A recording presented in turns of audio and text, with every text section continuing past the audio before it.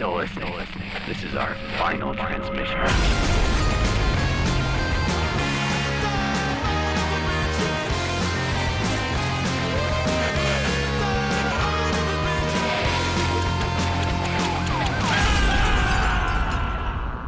Welcome to Final Transmission. My name's Sam Russo, and with me, as always, is Jamie Carruthers. Wow. I'm still doing the morning radio thing that we talked about off air. That was a bad honk.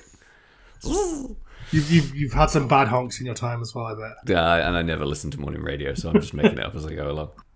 Here we are today to talk to you about The Old Dark House. Yeah. One of my personal all-time favourite movies, not just horror movies.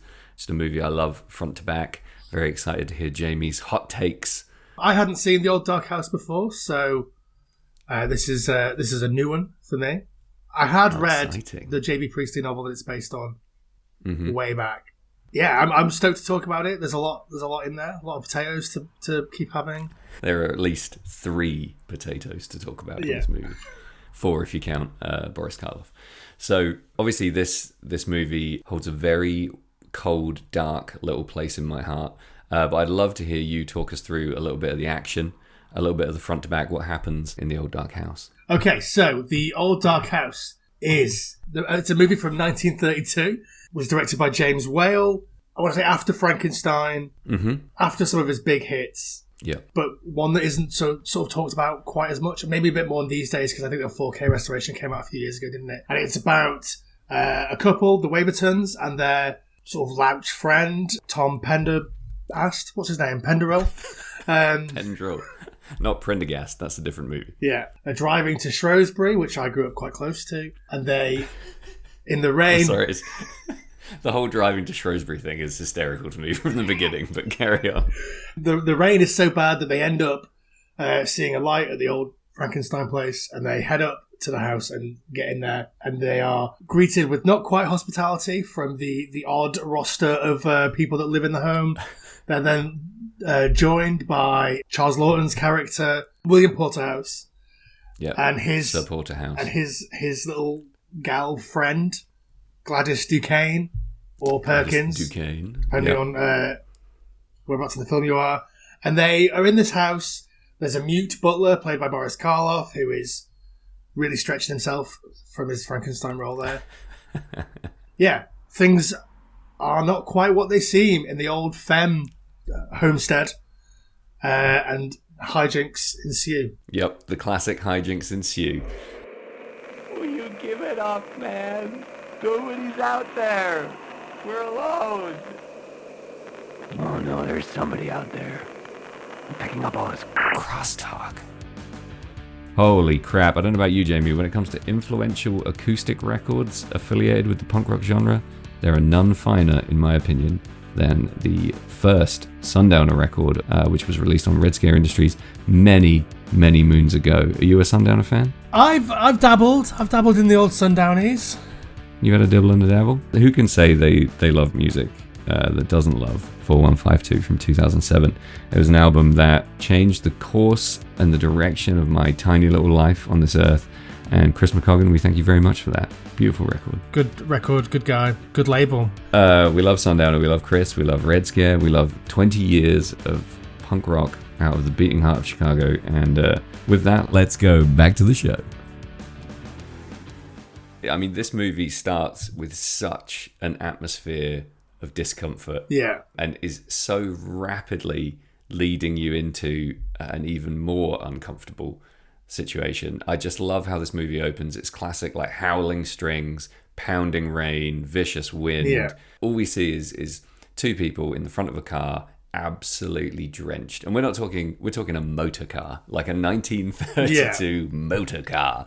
And it's bouncing along. There's even a shot of Mr. Waverton's neck, and he says, "I love the feeling of icy rainwater dripping down my neck." And it's just like someone pouring a jug of water down his back. They're absolutely soaked. Reminded me when my mum would wash my hair when I was like 8. Yeah. You know what I mean? It reminded me of like... Maybe I was washing my own hair when I was 8. I don't know. Just on your CB radio, having your hair washed by your mum in the bath, Gummo style, play a spaghetti. It reminded me of like every shitty paper round I did in the winter, you know, where you're just like, your skin is absolutely soaked, you're freezing cold. They're doing that classic British thing of being really passive aggressive with each other, super tense. And then we see that Pendrell, the slightly more laid back character in this threesome, is literally, you know, reclining in the back seat with his hat pulled down over his eye, happy as a clam, bumping along, trying to light his pipe in the back of the car. And they are moving towards this old dark house. Well, initially they're fairly hopeless. The rain and the flooding is such that they keep getting stuck. Yeah. There's an amazing landslide. Do you remember the landslide where effect? The mountain just sort of moves out. Yeah, the whole side of the mountain just like slides out, and then the whole fucking top of the mountain tumbles down into the road. I think that just looks amazing. Like it as a practical effect, they must have just built the mountainside and pushed a car into it, and caused it to like crumple. It looks amazing, and the lighting is very of its time. You know, it's big flashes of light that wash everything out for a second or two. It's very like it's kind of guttering. All the in any black and white movie of this era, the rain looks like silver, doesn't it? It's all just like, you know, flying down like foil. It just looks amazing. And so the second I started watching this movie for the first time, I just fell completely in love with it from that opening scene. I thought it was incredible. It's probably because they used mercury for the rain, right? Yeah, just mercury and a fucking hose with a thumb over the end of it. Yeah, there's a lot of unhealthy things happening in the making of this movie, that's for sure. I don't know if they did use mercury. I think they definitely just used 45 gallons of mercury, just raining it down on their stars. I came across this movie in quite an interesting way. I'd never heard of it until... Did you clean up afterwards? So I like James Rolfe, the guy who is the angry video game nerd and also has a horror YouTube channel called Cinemassacre. I like him a lot. And he actually did a review of this movie as part of his Monster Madness series. And I wasn't expecting to see this movie in there because he was doing a lot of classics, and I thought I kind of knew a lot of the classics, but he talked about this and I'd never heard of it, and then was astounded to find out it was, you know, technically a Boris Karloff movie. So that was how I was introduced to it, and then I obviously sought it out and watched it, and then I kind of did it in the reverse order. I found out it was based on a J.B. Priestley novel, which I then read and absolutely loved. I'm assuming, like, a lot of people listening to this probably had J.B. Priestley sort of forced on them at school. Did you do Priestley when you were at school? I don't think I did, no. Oh, okay. We did an Inspector Calls like to death for GCSE.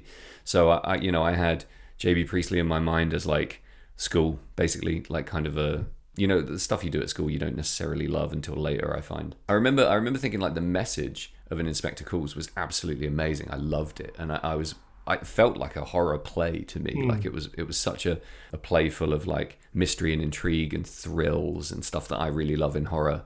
And was starting to love as a 15, 16-year-old. So when I found out it was a J.B. Priestley novel, I was just fucking all over it. Like, and I love the novel. I mean, it's short. What is it? The edition I have is, you know, it clocks in at like 170, 180 pages. I think mine was 160, yeah. Yeah, and this, I've got like a nice edition of it with a big long intro and some context and everything else. Like the Valancourt, the Valancourt one from a few years ago. Yeah. Yeah. Is it this one? Yeah. Yeah, sick. But the movie itself, you know, I mean, it's no secret, I quite like short horror movies. It's an hour and 12. So, you know, even before I watched this movie, I was just so excited to see it. Because what I don't do, generally speaking, with movies is watch any of it beforehand. I'll avoid all trailers. I try not to even really read about it in advance. But because I'd kind of had my interest piqued and I'd seen these clips on YouTube, the atmosphere of the clips that I'd seen was just ticking every single conceivable box for my like preferences when it comes to horror movies. So I was incredibly excited to watch it. And normally when you're excited about a movie, especially like potentially a slightly kitsch 1930s horror movie that never really hit its stride in terms of, you know, publicity and you know, in terms of critical reception, you could be a little bit let down. But I was absolutely riveted for the entire movie. So yeah, from the opening scene to the moment that we see the old dark house, you know, there's so much of the external of the old dark house that's totally left to your imagination because you only ever see the front doorway and the steps. And for 99% of the movie, you only see that at night, really. You see a little bit of the stables, you see a downstairs window, and that's it. And then the rest of it's inside. From pretty early on, you're introduced to our three main characters, I guess. The Wavertons, Philip and Margaret. And we have Pendrell, who is a war veteran. And his character is obviously a lot deeper. I mean, this is a character study, right? The whole movie is a character study. And the book... I don't know if he is much deeper. He's certainly presented as... He's quite cynical, but like...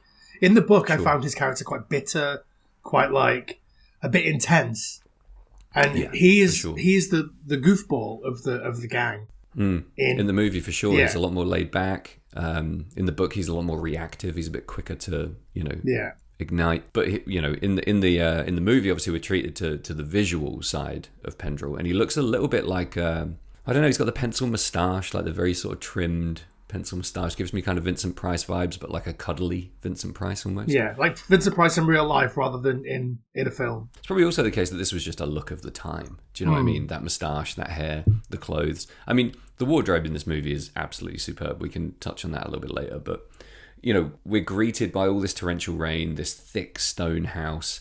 Total discomfort from the very get-go. It's grimly uncomfortable. There's landslides, there's danger, there's legitimate danger. This car looks like a tin can. It's getting smashed around.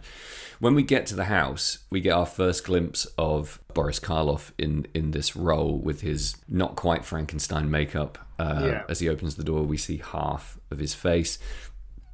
And I think it's quite a terrifying sight. It's lit in that beautiful, like half-lit kind of way. He's got a huge kind of gaping scar on his nose. He doesn't say anything. And then he starts kind of mumbling.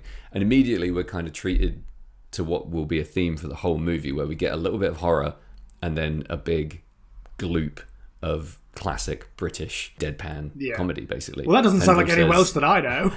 Yeah, even Welsh ought not sound like that. Superb.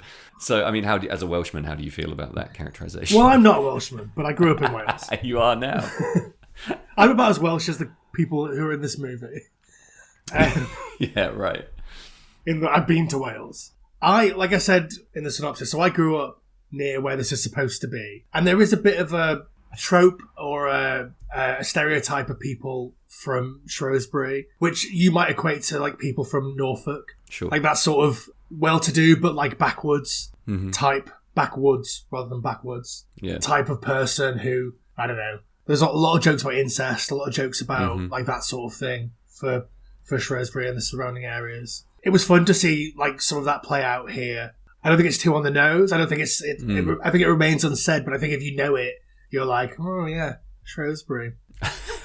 That's the exact response. But that's the thing. You're absolutely right. I don't see it as being too on the nose that geographically where we are is quote unquote that way. I think it's more about the people who are not quintessentially Shrewsbury types in my experience. Yeah. But again, I find that jarring. I think that's great. I think there's a real kind of grind there between the people in the house and the geographical region, and they are so separate from it. They're 100% in and of that house. Yeah. We soon find out. One of the things that watching this for the first time sort of put me in the mind of was watching Grey Gardens. I don't know if you've seen the Grey Gardens documentary from the 70s. No. It's a documentary about, and it's super sort of kind of gross and voyeuristic, but it's a classic of the documentary genre. It's one of like the first like big important documentaries that set the scene for what we think of as documentaries now. And it's just about these two old, like aging rich people in this house that's falling apart, and there's a scene where there's a moment where one of them takes a bag of Wonder Bread up to the attic and just like throws it all on the floor so all the raccoons can eat it. Oh, Jesus, okay. And they're just like living in this like, I think they were distantly related to Jackie Onassis. Right. And so they are like super rich, but like super eccentric would be the nice way of saying it. Sure. And they just live in this house, and it's like a mother and a daughter, and they just like, yeah. The idea of like sort of watching these rich people is sort of voyeuristic and often like funny. Yeah. I think there's obviously a big, in the Old Dark House, there's a big sort of class element that we're supposed to be seeing here, which is hard to see because of all the received pronunciation of the people that aren't the upper class people that live in the house. Sure. So with, I don't know, 2023 ears, it's a bit more difficult to be like, oh yeah, there's a class divide here, but there is meant to be a class divide. So yeah, so like it really sort of put me in that mind, and like we're watching them, and it's meant to be juxtaposed with our own prejudices, or in the case of the film here, we're meant to be seeing like the Wavertons' prejudices. Sure. But yeah, it's like I say, it's hard to find that class divide now because of the way that everyone is so fucking posh. Yeah, and that's the thing. Yeah, you're right. It takes a very subtle ear, and maybe people who are more well versed on movies of the time and the culture within which that this movie was made and emerged would hear that a bit more, brightly. but I think they do a great job of painting out the class divide without making it like a pastiche, without making people into caricatures, by adding the right amount of depth without it being loaded with exposition, even though we get some pretty amazing speeches. I think slowly as people's characters are revealed, we get more of a sense of their class, beyond their accent and beyond the way that they present visually on screen. Yeah. Speaking of which, this is when, I consider this an Ernest Thesiger movie. I think this is my favourite. This is in my top 5 performances by an actor of all time, is Ernest Thesiger in Old Dark House. Yeah. He comes down the stairs. He just, every single scene that he's in, for me, he completely steals. He must have been a nightmare to work with because there's nobody else on screen when he's there. Yeah. He looks the creepiest I think he's ever looked. He obviously goes on to bigger roles despite being pretty far on in his career. But, he's drawn, he's thin. He's like rake thin. He's got deep sunken eyes with big black bags. He's got this kind of bizarre, prim, proper English accent. Yeah. He's got a slight lisp. His mouth is very taut. He's my style icon, essentially. Like, I model myself on Ernest Thesiger in this movie. He comes downstairs and the first thing he does is say, "My sister was in the point of arranging these flowers," and then he throws the flowers into the fire. I love that. Such a great introduction to a character. And everyone is kind of, I think, taken aback by him. They're taken aback by Morgan, for obvious reasons, Boris Karloff's character, because he's a mute, enormous, brutish butler type. But they soon sort of gloss over that, and they're sucked in by Ernest Thesiger's entry down the stairs, and he sort of glides around, and he's incredibly vampire-like, yeah. I think.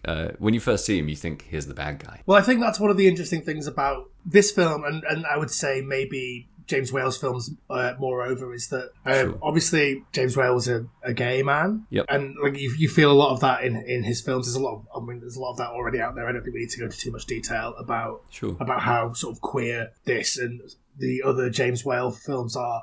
But what did strike me is how much of the tropes of like a scary presence embodied in a man, like Horace Femme here. I think Horace Femme is probably the pinnacle of it, really, is that like how much of that is just stereotypical gay affectations and like campness. Yeah, and how much of like the stuff that we consider really menacing in some of these old movies and even in some of the new movies, really, in the newer movies, is it all just comes from like gayness. And speaking in a way that a gay person would have spoken around this time. I mean, sure. He is very effete and he is really funny, but like it's all just sort of coming from that gayness. I don't know if Ernest Thesiger was gay. I have no idea. I'm really interested to know. Do you think his character in this movie is gay? Yeah, I think there's queer coding in almost all of the femmes. I mean, they're called the femmes. For one. Yeah. So, like, he's coded as gay. I mean, they don't say it because it's 1932. And you can't be like, hello, I'm a gay man now. Not now, but forever. But yeah, so obviously I think he's gay. Saul and Morgan, obviously, that's a whole relationship there. I mean, I don't know what the reading of the film is if they're not gay. I don't know what the film is if they're not a couple. Oh, I'm really keen to get into that because, we're not just speculating about character sexuality for the fun of it. It's super important that we dig a little bit into the motivations of these characters, and a lot of it is fairly overt sexuality and monologues to that effect. This movie, I think, is desperately trying to convey messages about sexuality, and there's an enormous amount of like incestuous subtext. There's a great degree of like that. There's closet metaphors galore. The whole movie is heavily loaded towards wanting us to sort of explore the sexuality of the characters a little bit, I think. Yeah, and I think all of the straight relationships are all presented for comedy. Yeah, and if they're not presented for comedy, I felt like completely out of keeping with the tone of the movie, they're so over the top Hollywood and sweet and cheesy that they lose all kind of value. Well, I just think they're so horny. It feels like Gone with the Wind times a million. Yeah, exactly. Yeah. There's a moment where Porterhouse and Gladys are having a conversation, and he says, "So you got your feet wet?" And she says, "Yes, Bill, and that wasn't all either." And he was like, "Yeah, I don't suppose it was." Like, yeah, it's so horny. It's totally overt. It's kind of gross. Yeah, like it doesn't feel like it should have been allowed. In literally, 1932. it feels so. It's almost there to to maybe distract the straights or like the people from all of this sort of subversive gayness that's happening over here. It's like, hey, look, maybe there's loads more of this that we've taken out because you didn't want us to be so horny. But it's there to sort of draw the attention away, draw the fire from the gayness. Dude, I could not agree more. And I think that's a huge part of Porterhouse's character, isn't it? It's dragging everything back to earth. You know, he's obviously like risen up from working class roots to become this incredibly rich dude who's completely miserable, which I think gives the character great depth. But he's also there, I think, to ground everything and to stop. You know, Pendrell is essentially like a man of wanderlust and falling in love at first sight, and he's very romantic. And I think, you know, he needs that anchor to kind of pull him back. And I think that's what, you know, as soon as that guy just like blusters into the room and starts laughing and telling jokes and everything, we're like, okay, he's the new focal point of attention. He's going to suck all the air in the room, and it has a grounding effect, I think. But the side of Ernest Thesiger, the many sides that we see in his entrance, you know, we're immediately informed that he's an atheist and his sister is not. He comes across as very authoritative, but also incredibly fearful. He's very effeminate, but also quite assertive. Yeah, he's got so many angles to him, and we're just complete. Like, my eyes and my ears are just on him the entire time. He says hilarious shit followed by incredibly dark, bleak stuff. Yeah, he goes from pleading to snide in, like, you know, on the flip of a coin. It's incredible. He has iconic lines in this movie and things that I will be saying until I die. And yeah, starting from hurling those flowers into the fire, we're just treated every single scene he's in to some serious screen mastery. Is it him who is visibly terrified and someone says, "You're afraid, aren't you?" Yeah. That's him. When he's afraid to go get the lamp. Yeah. He's like, "Ooh!" And they're like, You're afraid, aren't you? Yes, I am, actually. He gives there's a huge speech in the introduction of all the characters we meet. We meet his sister, and Rebecca Femme is only outshone by Ernest Thesiger in this movie. She's absolutely fantastic, I think, from the very beginning. You know, she's screaming, hollering, deaf as a post, running around, constantly like sharp and angular and clenched, and her whole performance is just so unnerving from the beginning. She's got like a tight little mouth, and she's always talking about damnation. And I mean, what's your take on her early scenes, her introduction to the movie? Well, again, another very queer-coded character. It feels like it's all coming from a place of repression, and it sort of loosens up in that one scene where she's with Margaret Waverton in the bedroom, and she's like, "This is fine, but it will rot. Your skin is finer, but it will rot too." It's like, all right. Terrifying. Yeah, terrifying, but also, like, very, very gay. But yeah, she's terrifying. And, like, is she deaf, or is she playing it for spooks? Who knows? Because, well, there's quite a few scenes where she does hear things that are said quite quietly. Yeah, so I think you're right to question that. I wasn't sure. Is she playing dumb? Is she playing... There's that one back and forth where, like, I think she's walking with Margaret Waverton to the bedroom, and she's like, "Oh, it's raining out there." And she's like, "Yes, it's a very old house." And it's like, well, you must be hearing something. You don't just hear nothing and then respond. So yeah, I don't know. A very spooky character, a very scary lady. Probably set the mold for like all scary lady characters that came afterwards. I think like this film, despite the fact that obviously now it's a bit more well known, I think for 50 years in between, probably it was big when it first came out. It disappeared in the 60s because there was a rights issue with the remake.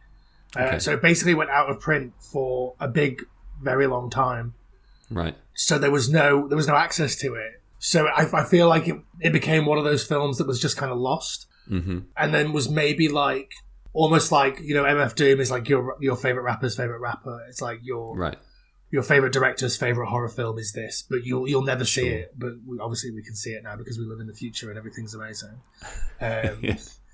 In terms of films, obviously everything else is fucking horrible.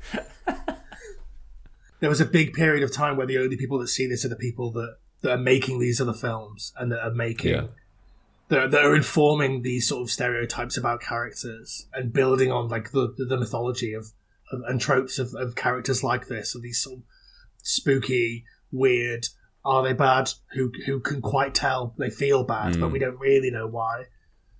Like and that's the creepiness, right? The only person that is overtly bad is Morgan, Yeah. The Boris Karloff character, who ultimately is redeemed in the end by being the only one that shows any real emotion. Yeah. There's a lot of this film that sort of dumbfounds me because I don't understand anyone's real motivations. Sure. And I think it comes from that, I don't know, we wrote this in 1931 and we don't really know how people speak. I can't write the way that I would speak. I have to write in this flowery, hidden, like all the back and forths have to sound like they're from the Philadelphia Story or something. Everyone is so witty and snappy that you can't. Nothing ever sounds like anyone's ever actually said it. But that's I think where a lot of the mystery comes from. Yeah. And where we really see just how much these characters are hiding is in that dialogue, because so much of it is cryptic and so much of it is, layered. Yeah. And like you said before, coded to a certain extent. I mean, everything Rebecca says from the second she comes on screen is fucking deeply misleading. Yeah. She's walking around shouting, "No beds, they can't have beds." Yeah. And it's just a great, creepy, like, why can't they have beds? What are you hiding in the bedrooms? You're immediately questioning what's going on upstairs in the house, upstairs in her mind. We're supposed to think, in my opinion, we're supposed to think that they're quote unquote crazy from pretty early on. Yeah. They're definitely eccentric. But as soon as we see them interacting, we're supposed to think that, they're obviously brother and sister. They've spent way too much time together. But they're also locked away in this old dark house outside Shrewsbury, and they're a little bit mental. I think that's what we're supposed to think from early on, which I think is proven later on. But the setup is great. Immediately, as soon as Ernest Thessinger's character hears that there's this insane storm outside that he hasn't even really noticed up until this point, I don't think, he's terrified of being trapped in the house. He's terrified of landslides and being isolated and flooded, which he snaps out of pretty quickly. Because it makes no sense, really, because, he is isolated. Yeah, I guess completely. There's always the possibility that he could leave, which he maybe lose with the weather. But, he is isolated. He's always been isolated. The assumption is that they live there forever. So, I don't know if that is an affectation by his character to be like, oh, you're scared about this, so now I'm going to be scared about this. But then we'll get over that pretty quickly, and we'll be more scared of Roderick and Saul. But that's what's, I think, beautifully misleading, is that there's a line of dialogue. I think it's Mr. Waverton says, "Evidently there's no danger here." And you think, yeah, there is. Like, you're in the mouth of the beast. For me, it's very stage, the way Rebecca and Horace come in from each side of the screen and tell you something fucked is about to happen. Yeah. Like, they just keep coming on and leaving and just dropping these absolutely massive pivotal pieces of information. Like, we find out from Rebecca that Morgan drinks, and when he drinks, he goes completely insane and storms set him off. So immediately we're thinking, okay, here's this enormous monster butler guy that nobody has any control over, who's about to start drinking and just absolutely tee off. Yeah. They set up that there's alcohol in the house by the whole, hey, it's gin. I like gin. Do you like gin? I like gin. Yeah, I mean, his I like gin line is, forever in my mind as one of the greatest. Do you say it every single time you pour yourself a gin? Of course I do. Yeah, absolutely. Much to everyone around me's despair. You should see what happens when we have potatoes for dinner. He carries this tray out with his little gin glasses, and obviously Pendrell's all over it. We can tell that Pendrell likes a sup. And he pours it out and he just says, "I like gin," with a real mischievous kind of look on his face. And you know that that's not going to go anywhere good. You're sort of lulled into thinking, here they are having a toast and a chat, but you just know that's going to rapidly spiral out of control. And that's what keeps it so tense and creepy. People are kind of creeping onto screen at all times and delivering these horribly ominous bits of information with huge wide eyes. Like, the wide-eyed stuff is what makes it so creepy to me.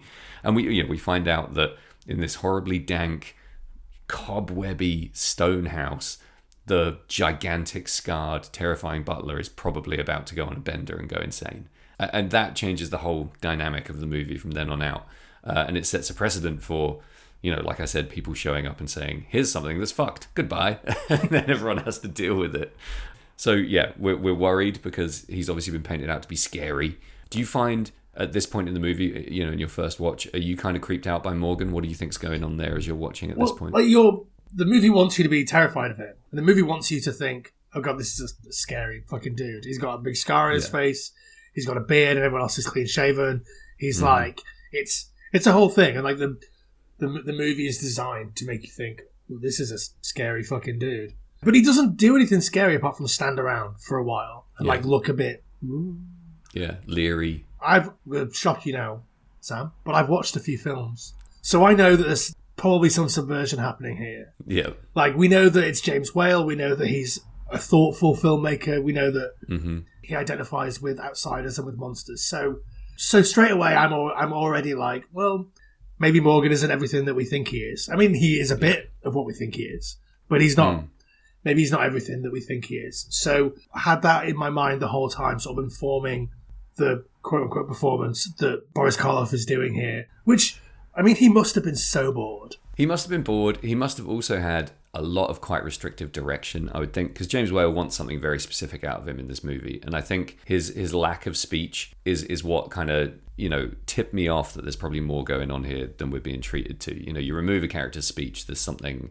there's a message to be conveyed later on, I think. Yeah. And yeah, you're right. Like, I know he gets kind of slammed for this performance just for being a little bit inert for a lot of the movie, but I think it's a fucking massive home run. I think he does everything he's supposed to do really fucking well, and I don't see how anyone could have done it better. When he is just that, it's quite easy to dismiss him as like just that lumbering presence. There's not many people who could pull that off with that level of subtlety, like to be that threatening and that huge, but also that vulnerable and kind of almost shy. When he opens that door for the first time, he does look menacing, but he's also a little bit scared of the outside. I think there's layers there, and it's done really well with lighting. Lighting is like a tool of a master in this movie. Like there's so much done just with pointing a light at somebody, which I miss and I love, especially about movies of this era.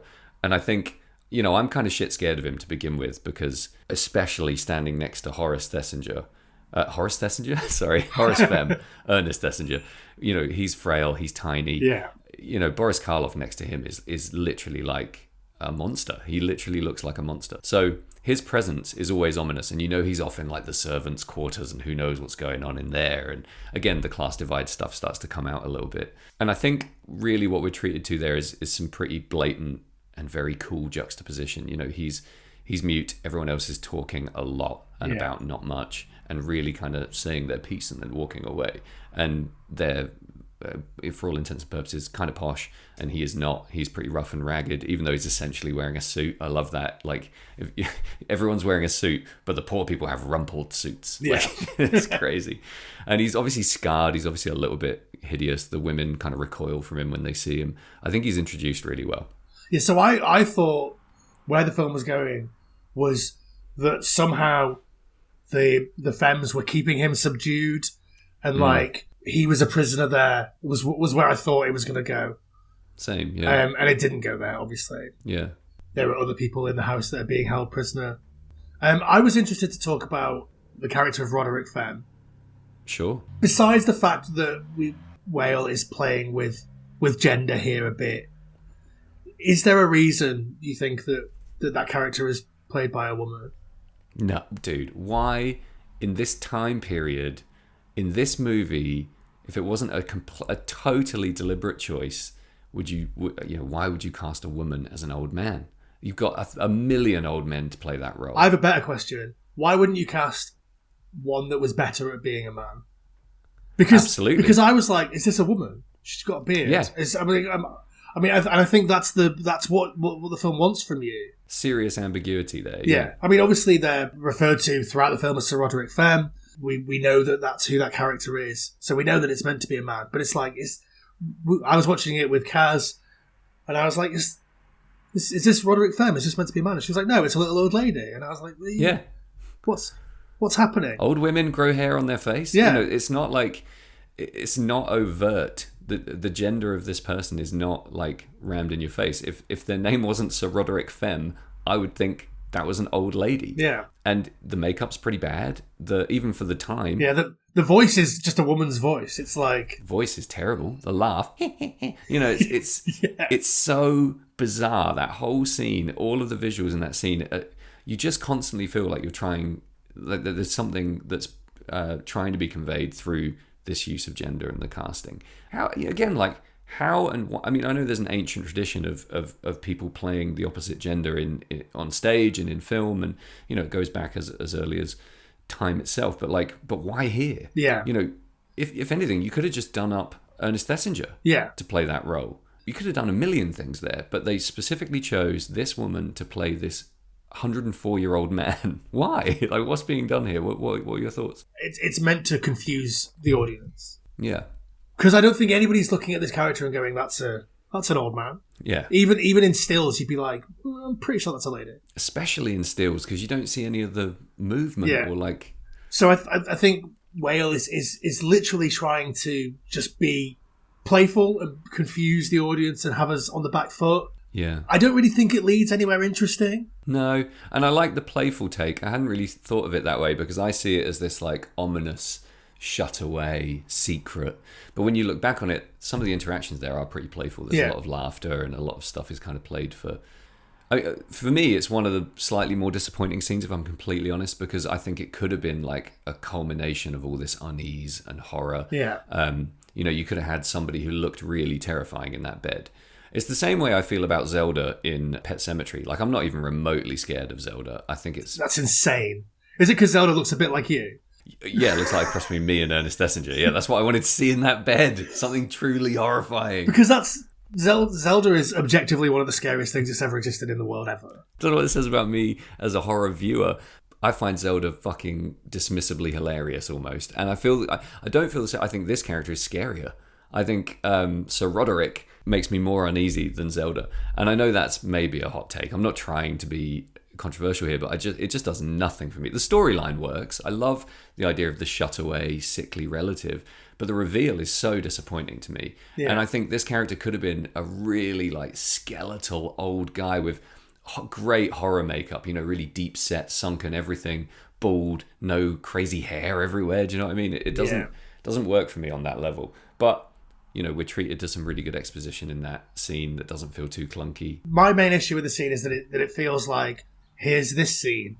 It doesn't really affect anything else. Obviously, we learn about Saul in the other room, but we don't need to have this scene to do that. Sure. No, I agree. Yeah. It just sort of feels like, here's a moment where something could be spooky, and it's not as spooky as it could be. It's just sort of confusing. Yeah. Maybe that's it. Maybe there's more sort of spooky vibes that are aimed for here rather than horrific. I mean, I'm just saying what I wanted to see. I'm not saying it's done badly. I wanted something like a horrific, at this point, like a crescendo. You're going up the stairs the whole movie. You just want people to get up stairs. They're constantly climbing to the top floor. And when they get there, it's just like, okay, who's this old woman? What the fuck's going on? Yeah, I think one of the interesting things about the journey up the stairs and then back down is that Waverton is on a mission to get this lamp that's very heavy, but it's not that heavy, but it's heavy. Which I love, dude. All of that whole stuff. Lamp scene. So, like, he goes up to get this lamp, and then he gets back down with it, and he throws it on the floor.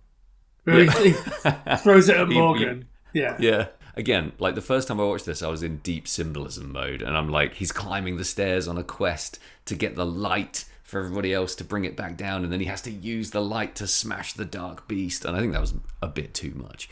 But I mean, I think that's in there. Yeah, that's probably there. Yeah, it's probably the vague idea, and the light's too heavy for the old atheist cynic to carry. Do you know what I mean? Like, all of that stuff plays really well for me. Yeah, I think if you said it not in that voice, then it wouldn't sound so stupid. I'm self-conscious of my deep reads of movies like this. But I love a deep read. In amongst all of that, we're getting this dinner scene. So they all sit down to supper, and Rebecca insists on saying a prayer. There's a great, again, like the faith theme in this. Like, we've got an atheist brother and we've got a devout, for all intents and purposes, devout Christian character, and they're constantly at each other about religion. She insists on saying a prayer, a blessing, and then they all eat. And this is the one scene that mystified me a little bit on the class front, because I think I'm supposed to know something here that I don't. It's a horribly uncomfortable eating scene, as are most eating scenes in most horror movies, but we see Rebecca just kind of load her plate up quite quickly. She's characterized by these hard, jerky movements, and she's just stuffing food into her mouth quite quickly. We see the Wavertons sort of picking at their food a little bit. We see Pendrell very relaxed, just kind of eating like a quote-unquote normal person. And we don't really see Horace do a lot with his food. No, he's mostly just giving it out. Yeah, well, he's just sort of poking it around and handing people stuff, yeah. Have a potato. And then we've got Morgan, he says, have a potato 3 times. And every time, it's fantastic. Like, have a potato. It's completely perfect in its delivery. It's funny, but it's also kind of creepy. It's very creepy. Like, what's happening in these potatoes? Like, what is... Yeah, what's the deal with the potatoes? What's the symbolism? But also, like, aren't the potatoes kind of gross as well? Like, someone... Is it one of the Wavertons just like cutting into Waverton's like he flicks like a little black something off of his potato. Yeah. Don't know what it is, can't tell. No. But we've got Boris Karloff just like lingering in the background giving out pickled onions. What's her name? Fem. Barbara. Rebecca Fem. She has so many pickled onions. I wrote it down. I think she has 6 pickled onions. So many. That's like half what I would eat, so I didn't think that was weird at all. But the dinner is a huge joint of looks kind of cold roast beef. Yeah. A big, russet potato and some pickled onions. So I don't know, because I lack the knowledge of, English history and social norms, if that's a weird meal or not. I think that's probably very normal for the time. Meat and potatoes, but right? We get these lingering pan shots of everyone's plates and what they're doing with their food. And I didn't fully know what to read from that. I didn't know if maybe Rebecca is being portrayed in some way as gluttonous, which feels weird with her character because she's so stoic and appears very threadbare and thrifty. So do you read anything on that? Do you see what was going on at dinner? My read was that Rebecca is just trying to eat and get the fuck out of there. Right. Obviously, we understand that the Wavertons are nervous to be in this situation. Sure. Pendrell is also obviously very relaxed and just eating normally, quote unquote, as he said. And Horace is like in control in that situation. He's in charge of giving the food out to him and Morgan. And I think that's that's the dynamic that we're meant to be seeing there. Is that I think one of the times in life when you're most vulnerable is when somebody else is giving you food. It could be anything. Sure. So I think that's maybe something that they're playing with here. Yeah, I could see that. That makes sense. We'll never know. Yeah, but we will literally never know. I mean, Rebecca she has a pile of like scrappily chopped up bread next to her plate that she's shoveling in with every mouthful. Yeah. Nobody else is doing that. I just think there's something interesting happening in that scene. Yeah. And it is quite played out. It's quite a long scene. You've got howling wind the entire time. I mean, throughout the entire movie, but really pronounced in this scene. Flickering candles, lots of shots of people's faces just kind of looking at each other, which is great. And I think that's maybe pulling from the book. There's a lot of descriptions of how people are looking at each other and sizing each other up in the book. So maybe it's that. Yeah. But that's when Saul is first mentioned. So Saul, who we later find out is the brother who's been shut away in his room. We don't know why until later on, but it's actually because he is an insane, violent pyromaniac who's been shut away for the safety of the family and for his own good. And yeah, that's when Horace kind of slips up and mentions Saul and Roderick. But yeah, we can't really figure out what's happening at dinner. And that's when we get Porterhouse and Gladys bursting into the scene and bringing a little bit of relief to the tension, because we see sort of very much living characters. Everyone's quite stiff up until this point. Yeah, apart from Pendrell. Porterhouse is great. Yeah. Huh? Apart from Pendrell, but yeah. Yeah, apart from Pendrell. But even he in his sort of affectations of being relaxed is a bit two-dimensional up until this point. And I think Porterhouse is a massive breath of fresh air. Gladys is hilarious. Like, they just burst in and own everything. He's like blasting all the water off his raincoat into the fire, just making himself at home straight away. Loved it. Did you like his performance? I love Charles Lawton. Yeah, I thought you might. He is a capital A actor. Yep. Proper, full-on, RADA, Shakespeare, the whole fucking hoo-ha. He's amazing. Mm-hmm. And I think in this, he's really, despite the fact that he is the most working-class character, he is absolutely classing up the joint with his huge performance that is amazing. Yeah. I think he's great. I think everything that he brings here is so much fun. Obviously, he's in this weird transactional relationship with Gladys. Yeah. Gladys is pretending to be posh. Mm-hmm. When we find out later she's just a chorus girl, but she's a chorus girl. Yeah. His entrance, like you say, is amazing. He sort of he comes in like he's always been there, like he belongs there, which is sort of like, I don't know if that is a comment on like the nouveau riche or like the way that you sort of forget your beginnings when you become really rich, but he is rich, and it's just there immediately. I love Gladys's line when she first comes in, which is "nice weather for ducks," Classic. Love that. Immediately, she's like tap dancing. Yeah. You know, she's bringing light to the entire scene, which has got really oppressive and really dark. She's a joy throughout as well. And let's just say, Phwoars, right? Let's get our Phwoars out now because she is amazing. I thought you said wars. Let's just say wars. Phwoars. Yeah, she's fantastic. There is the spectre of war hanging over. There is. Hanging over this. Much more so in the book, but definitely in the film. Yeah, it's mentioned. And again, that's how bitter Pendrell is. You know, he paints himself as a cliche. He's, I'm the man with the twisted smile. You know, he's talking about like the cliche of the guys who come back from war damaged, but, you know, gregarious and generous and everything else. And, you know, that's done really well for me. I think he smashes that. But yeah, as soon as Sir Porterhouse comes in, we're treated to a totally different dimension and character in this movie. In the space of like 5 minutes, you've got Rebecca Femme in the darkest room in the house with her face being warped by a bendy mirror. The best, you know, my favourite scene in the movie, I thought as well. Just so gorgeous. Every shot in that scene is phenomenal. Like, and she looks terrifying. She's always looking off into the distance while she talks about lust and pleasures of the flesh. Yeah. And it's obvious that, like you said, there's massively repressed homosexual vibes there. She's trying to sort of touch but not touch Mrs. Waverton. Waverton. Why are their names so hard to remember? I've seen this movie a million times. But yeah, the bendy mirror stuff, the sort of slightly soft focus as she sort of leans in and out. Yeah. God, it's horrifying. And then a couple of minutes later, you've just got this big, blustering guy telling huge stories to a room full of people who are just suddenly like, oh, okay, life, great. So I feel like the mirror stuff there, if we're doing deep reads, like, obviously it's meant to be spooky and like twisted. I think what Whale wants us to do there is to consider how we're seeing things and like adjust our perceptions a little bit in that moment and then sort of carry that with us for the rest of the movie. So like think about how we're seeing these people and adjust our perceptions, adjust our prejudices about the weirdness that we're seeing here. Because Mrs. Waverton looks in that same mirror, doesn't she, after Rebecca's left, and she sees a kind of twisted version of herself. So I buy that completely. I think she's seeing a version of herself that she doesn't like in the mirror. Yeah. Why does she open the window? I think, do you know what? I think in the book she says because it was so stuffy in there that she couldn't breathe. Right. I think it's supposed to be incredible. Yeah. I mean, it feels cloistered and close and horrible, just from visually in the movie. I don't think she says it in the movie necessarily, but somewhere in the book I think she says it was stale and it stank and she needed to let some air in. And the wind literally like destroys the entire, like knocks everything off the desk, including a mirror, trashes the place, and she just runs out. And she's wearing now a party dress. She's wearing long sparkly earrings and a dress, whereas before everyone's just kind of soaked and grim looking.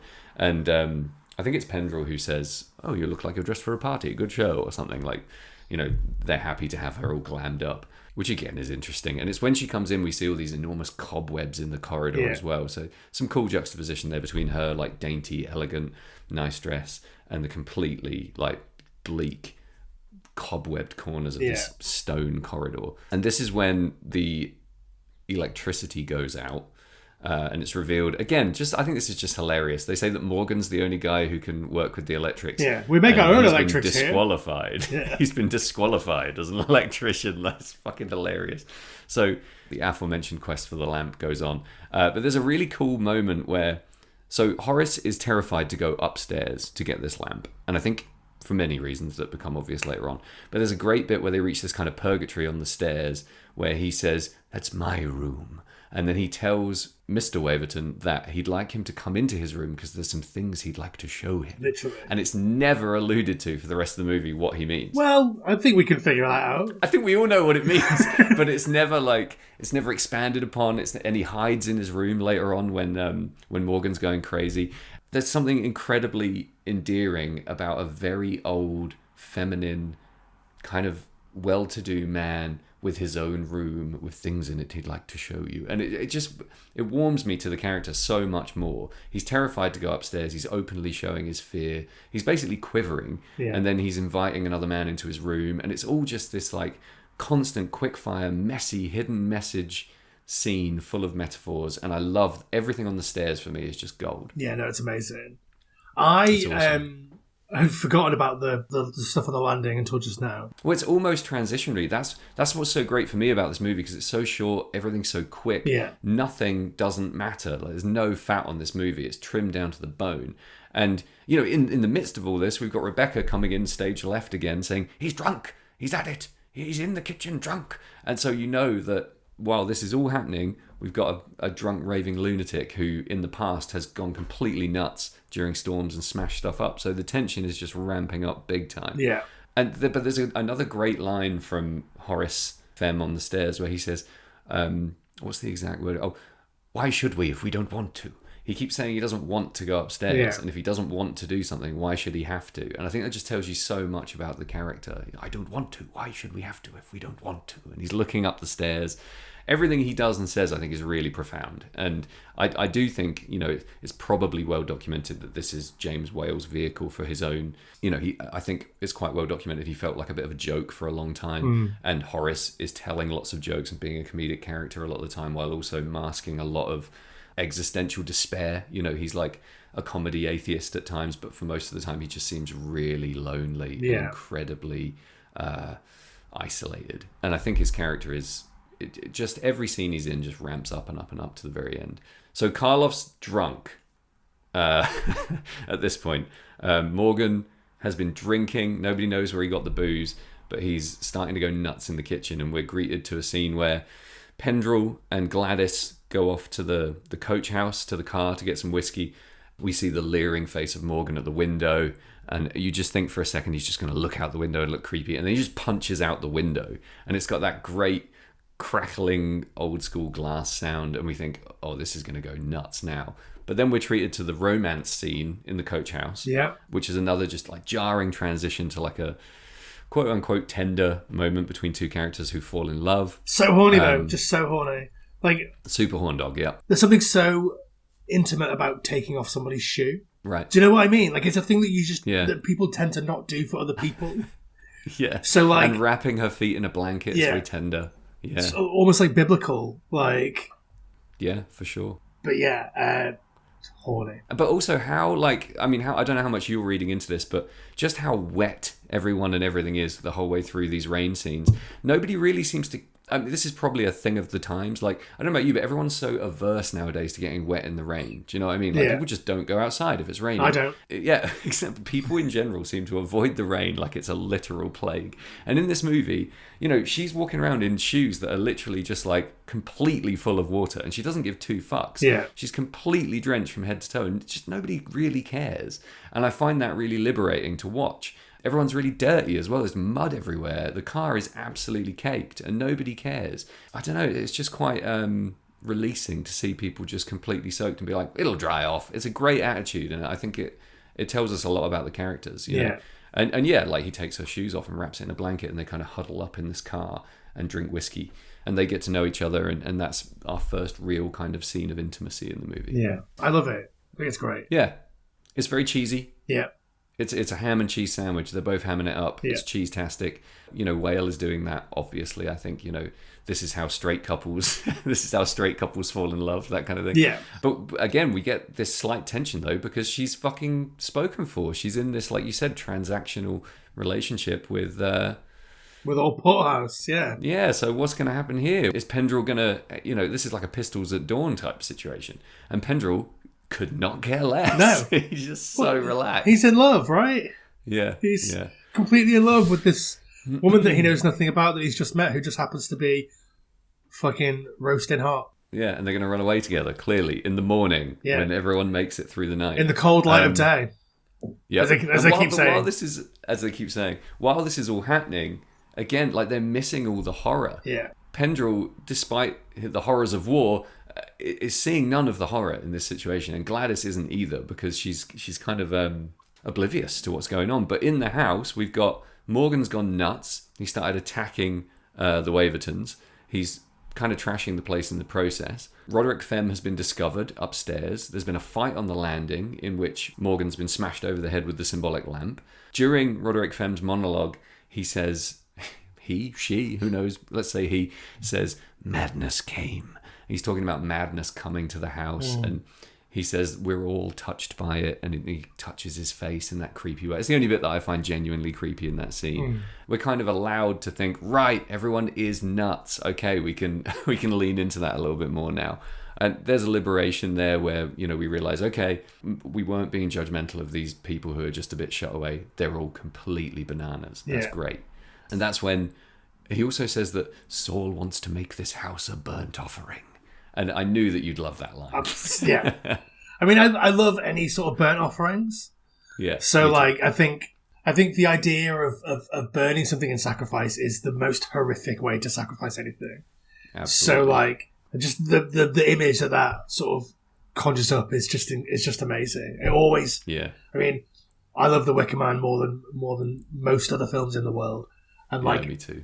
That always sort of puts me in that mind. Yeah, but our anxiety about all the naked flame in this movie is validated by that line. I think I don't think it was just me being like, "Fucking, that's a lot of candles." It's validated, and Roderick says that 2 of his children died when they were 20, and we only actually are ever told explicitly about 1. Yeah. So another layer of mystery for the sequel. I love just a tiny thing, but I love how fucking huge all the keys are in this house. Every time anyone locks a door, the key is like a foot long. It's absolutely giant, and they're all running around with these keys locking doors. And that's when we're given, Horace hides. We're told about the existence of Saul, who is a raving, violent pyromaniac, according to everyone in the house. And that's when we see that Morgan has released Saul from his room. Morgan comes downstairs looking grim and still very drunk, and we see Saul's claw-like hand come down the banister. What did that scene do for you? Did you like that scene? Well, so, I mean, obviously, in the beginning, we see the hand, Morgan is there, and you're like, okay, he's standing weird. And then Morgan comes downstairs, and the hand remains. Yeah. And, obviously we know that it's Saul, but you're meant to be sort of really disquieted by that moment of, he leaves and his hand remains, sort of like the thumb trick. Yeah, the thumb trick. And it all feels very, very ominous. We know that shit's about to kick off because Saul is out, and he's standing in such an unnatural way and showing a really a weird part of yourself to display. Yeah, if you could only hand first. Yeah, it's sort of aggressive in a really strange, unquantifiable way. It's just here's a bit of someone's arm, and that's terrifying because why would you only ever see a bit of someone's arm? It's how guys who love German expressionism enter a party. Yeah. Hand first. And, here comes Saul. What we've been waiting for, essentially, since we found out he existed. And I think he's really unnerving. Well, I think that the whole bait and switch at the beginning, he's unnerving in the same way that everybody else is, but he seems sort of benign and nice until he flips, and then when he flips, he is gone. He really flips. Yeah, but he's not physically scary. He's not big or deformed, or he doesn't have any of these classic things we're expecting from a guy who's shut in a room in this house. Yeah, do you know what I mean? Roderick Femme is kind of locked in for his own safety, I think. Horace is allowed out and about. So is Rebecca. Who do they shut away in this family? Yeah. And we see this kind of Einstein-looking guy, I guess. This is where the real chaos begins. It's kind of hard to track who's where. But it's Pendrell and Saul for a little while. Yeah. And Saul tries to deliver this sort of story that he's been shut away because he knows that the rest of the family murdered the sister, who we're told fell off a horse and smashed her back up and died slowly in bed. I can't tell if Pendrell genuinely buys that, but he does turn his back on Saul and start putting people in safe places and then decides to go back and deal with Saul. And Saul talks a lot about needing help, but he kind of wants to be rescued, but don't touch me. Again, there's just a lot going on with Saul's character, I think. Yeah. And then essentially, once everyone's kind of squirreled away and locked away, it's Saul and Pendrell for kind of a showdown. And the showdown has peaks and troughs. It has moments of intense violence, and then it has moments of quiet discussion. I mean, what are your takeaways from that whole sort of climactic sequence? What did you like about it? What did you not like? Well, I think it is interesting because it does sort of mirror a long form relationship. Really, there's these high points, there's these low moments, there's this moments of insane passion almost, and then it all ends kind of horribly. And I don't know if that's maybe what they were going for, or if it was just It's odd that they would have these sort of quiet moments where they would talk about things in the middle of this fight, and he's trying to set fire to these curtains and all of that stuff. It just seems so odd that they would. Obviously, they're back and forth for a bit. They're downstairs. The table's flipped. Like everything's a mess. Everything is in disarray, and they still sort of find time to have a bit of a conversation. It's so odd, and again, so jarring.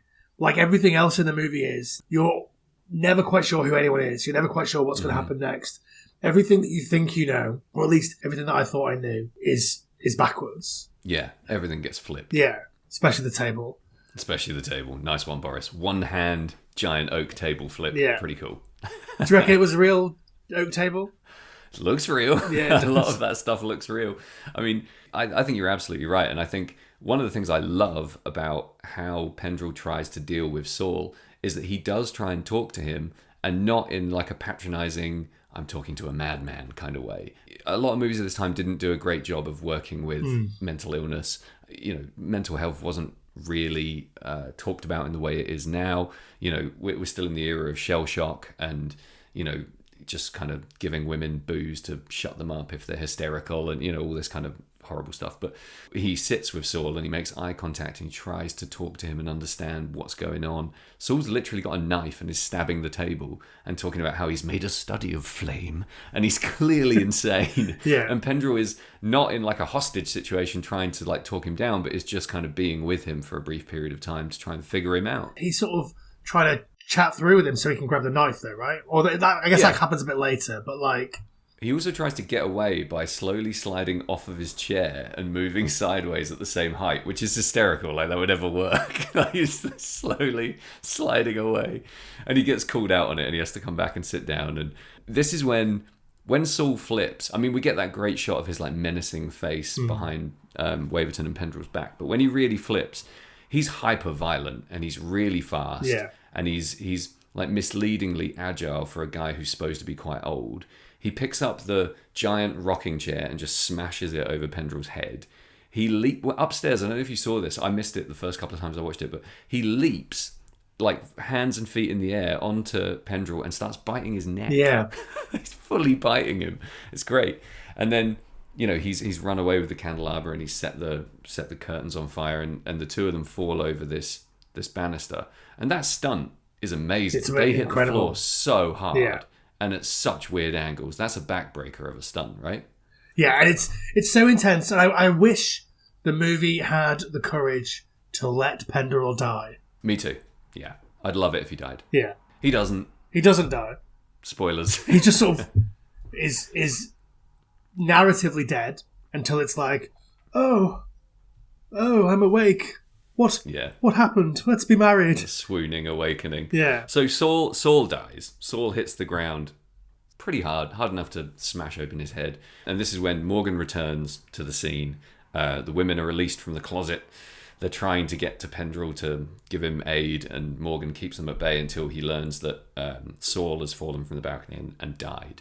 What do you see in that scene? That's the moment where we're like, these two people were in love, and Saul was actually just a misunderstood lover.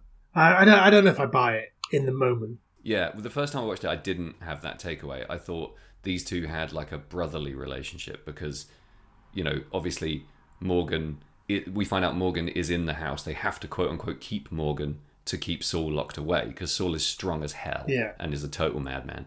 And my take on it was, he feeds him. He probably tends to, his, he takes him his washing and stuff like that. Like, maybe there's a brotherly relationship here where nobody really gives Morgan any time or treats him like a human, and maybe Saul did, and that's all happened behind closed doors. But then on second and third watch, it's a really tender embrace at the end. Yeah. And it does seem, Karloff's eyes are telling you that his lover has died. Yeah. He carries him away like somebody who he really, really loves. Yeah. And it's that tenderness and the depth of someone like Karloff can bring to a character like that I think we completely buy, as he walks off with him. And then unfortunately, Pendrell doesn't die. He comes to life again in the arms of his true love. And everything from that moment onwards, to me, feels like James Whale saying, here's like the happy ending that you want, but that the movie doesn't really deserve or warrant. Yeah.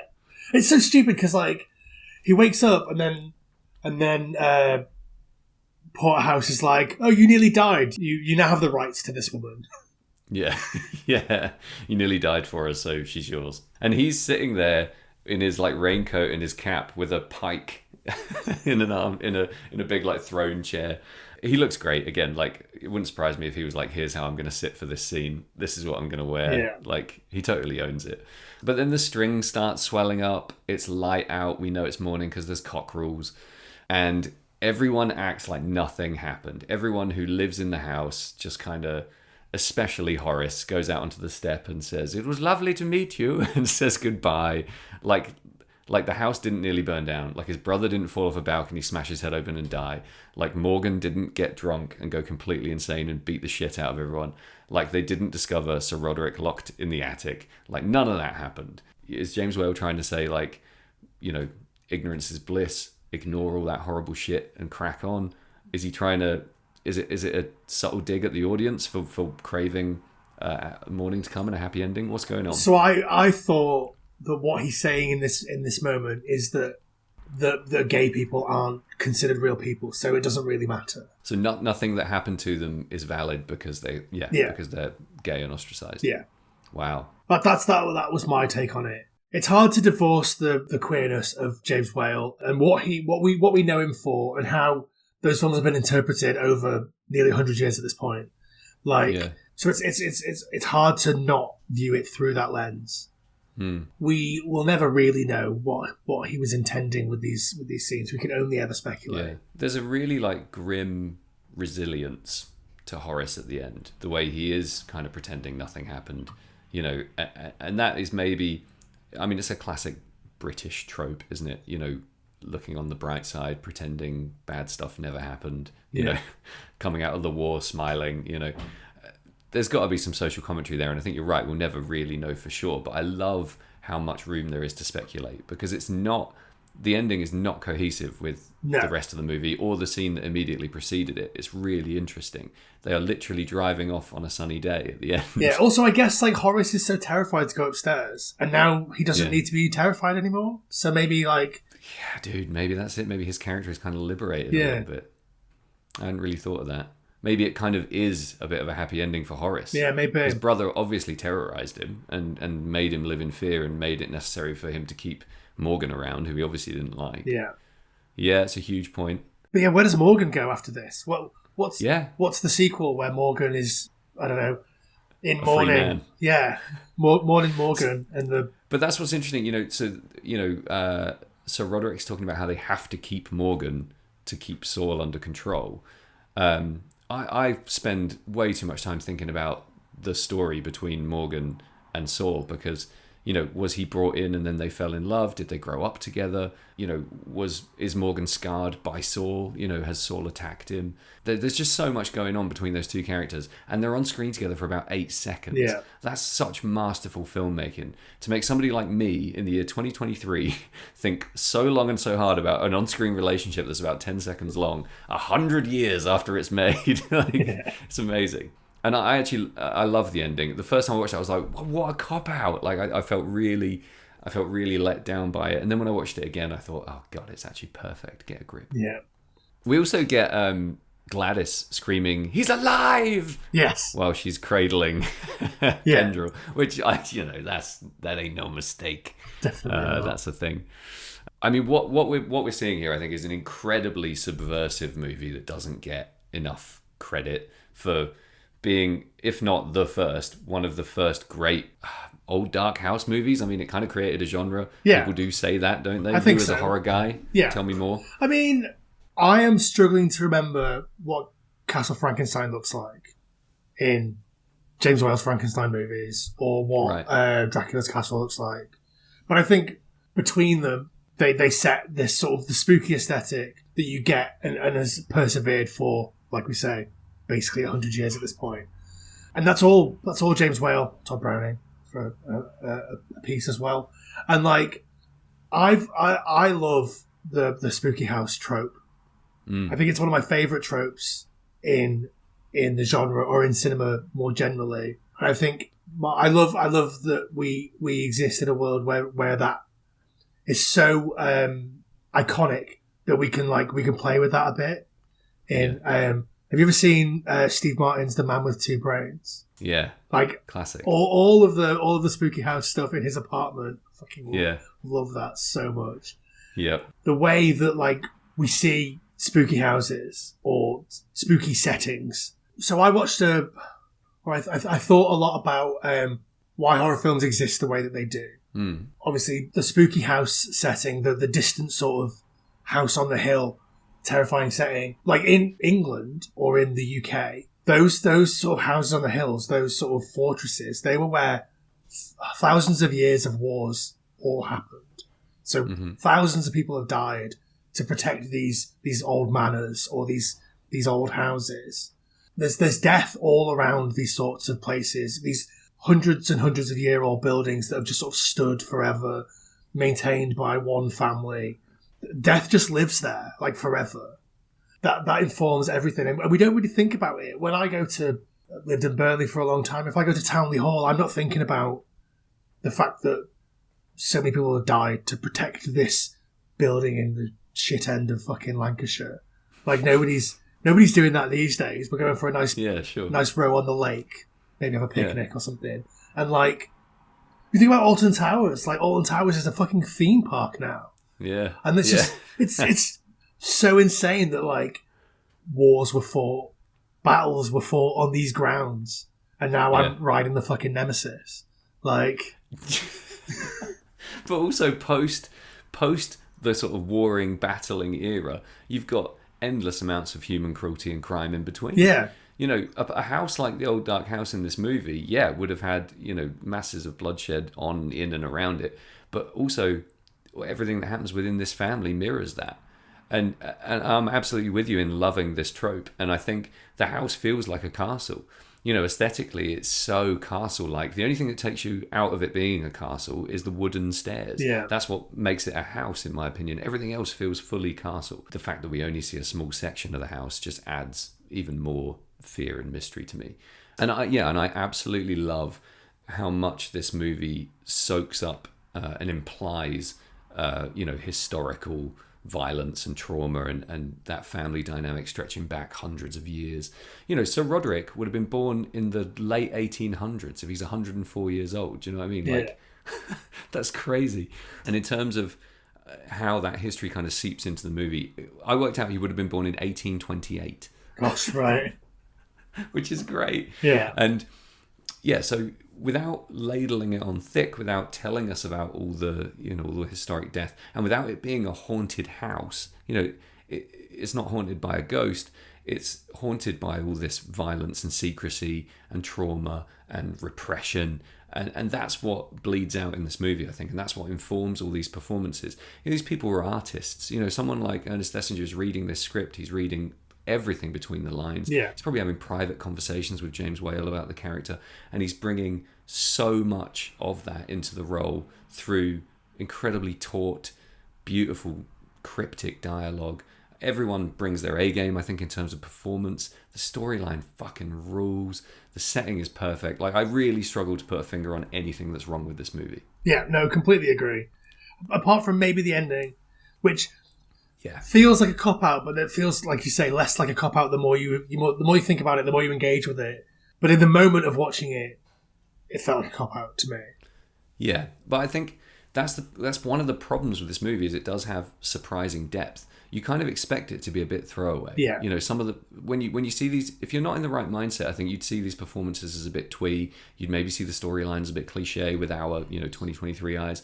I think the deeper you dig into it, the more you lean into the aesthetic in particular, and the more you kind of enjoy this as like a progenitor of lots of amazing horror to come. Yeah. The more there is the more roast beef, pickled onions, and potatoes there are to enjoy.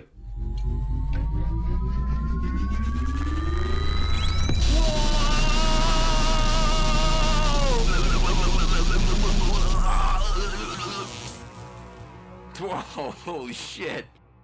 I guess that's why they call it Phantom Power.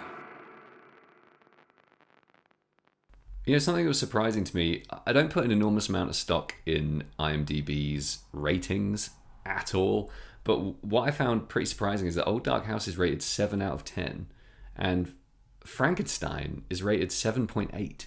So according to IMDb, there's less than a point between these two movies in terms of rating them out of 10, which I thought was quite surprising. How do you rate this movie, if you had to give it some kind of numeric value? I mean, this is a solid. It's up there with the 9s. If it had fog, I'd give it 10 out of 10. Yeah. That's how strongly I feel about it. There's just nothing that I would do to make this much better, to be honest. There's a slight absence of, if I'm being super critical, like picking the tiniest nits, there's a slight absence of a real antagonist. Yeah. Sometimes the kind of soup of very deep, very flawed characters who are all kind of antagonistic to the outsiders feels like it lacks a bit of focus from time to time. And I do love a Dracula or a big bad, a villain. I know that you kind of feel the same. You like big baddies. Yeah. I would have liked to have seen a little bit more of that potentially, but it's not a change I would make. I just feel sometimes the menace is lost in the soup of characters a little bit. But then as soon as we meet Saul, we're like, okay, here he is. Here's the nutter. He's leaping on you on all fours and biting your neck until you fall to your death. That's pretty big bad. And I kind of love that it sort of slips through the cracks a little bit as well. It ain't no Frankenstein. It's not many people's favorite horror movie. It's got a little sort of hidden gem quality to it that I quite like. Yeah, no, I think that's really key here because there's no primary antagonist that you can hang your hat on and say, fucking yeah, Frankenstein. Yeah, so there is Boris Karloff giving that basically identical performance. But when Mary Shelley wrote Frankenstein, it invented a genre, and then when James Whale made Frankenstein, it again invented a genre. It basically brought horror films into a new visceral direction. So there's a lot of baggage on the Shelley novel, and there's a lot of baggage on the original film, whereas Priestley, a lot less baggage. This film, as a result of that, and I guess as a result of coming after Frankenstein, cinematically, there's just a lot of less baggage to go with it.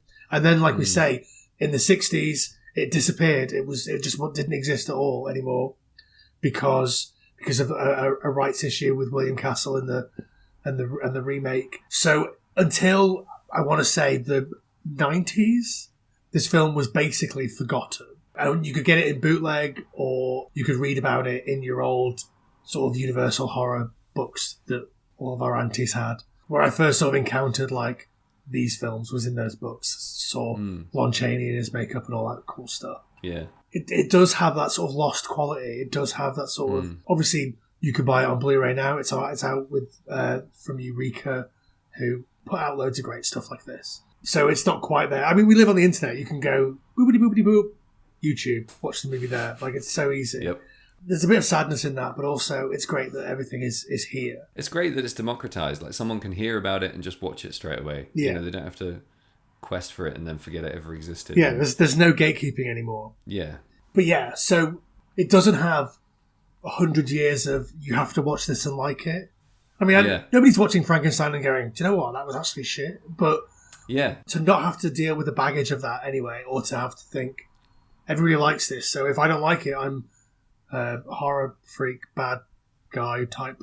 I'm homophobic or whatever. Yeah. But again, nobody doesn't like Frankenstein. I know exactly what you mean. You're not being told your whole life that this is a quintessential horror movie. And then when you watch it and it's so amazing, you're like, well, it fucking should be. Yeah. It's more interesting to me than a lot of the Universal classics. Yeah. I'd watch this any day of the week. Maybe not any day of the week. 6 days out of 7, I would watch this over Creature from the Black Lagoon. Yeah. Creature is different to me because I find that to be the creepiest and probably my favourite of all the. Yeah, me too. That's why I picked it. I love it, but I'm still so in love with Benighted and with Old Dark House and the world that it exists in, that when I want my little tropical vacation, I'll watch Creature. But this is more timeless. What's your least favourite of the Universal, the core Universal sort of cycle? Not including sequels. Probably Wolfie. Really? I like it a lot because there's so much fog and the effects are great. You do love fog. I do, and I love the story, the actual story itself, and I love a lot of subsequent Wolfman movies. But I'm such a huge Frankenstein, Dracula, and Creature fan. I don't know, it'd be Creature or Wolfman depending on what day of the week it is. So for me, it's Invisible Man. Fuck, I hadn't even thought of Invisible Man. Yeah, it's Invisible Man. I hadn't even thought of it. Yeah, of course. Yeah, it's bottom. Sorry. Yeah. Sorry, guys. It's not bad. I don't think it's bad. No, I think it's great. In that company, it's hard to... I'm glad you reminded me of the Invisible Man, so I didn't have to say Wolfman was my least favourite. I think Lon Chaney is doing so much special things in the Wolfman. I think it's great. Obviously, the concept of werewolves is something that we'll discuss next week. But the particular performance that Lon Chaney has given us in the Wolfman, it's incredible. It's phenomenal. It's amazing. Yeah. You really would just believe that he's a man terrified that he's going to turn at any moment. It's fucking great. Yeah. And that's a really important part of that whole Wolfman character that I think people fuck up a lot in the preceding years is the terror of becoming the out of control beast. Yeah. You know? It's great in Jekyll and Hyde. It's a fucking cool trope. I really like it. Yeah. Cool. Well, so we say farewell to the old dark house. Yep, let's put it in our rearview mirror as the sun comes up and the cockerel crows. Get back in our mud-splattered motor car, sorry, automobile. Carmobile. And wave goodbye to Horace Femme as he stands on his step, bathed in beautiful sunlight. Yeah.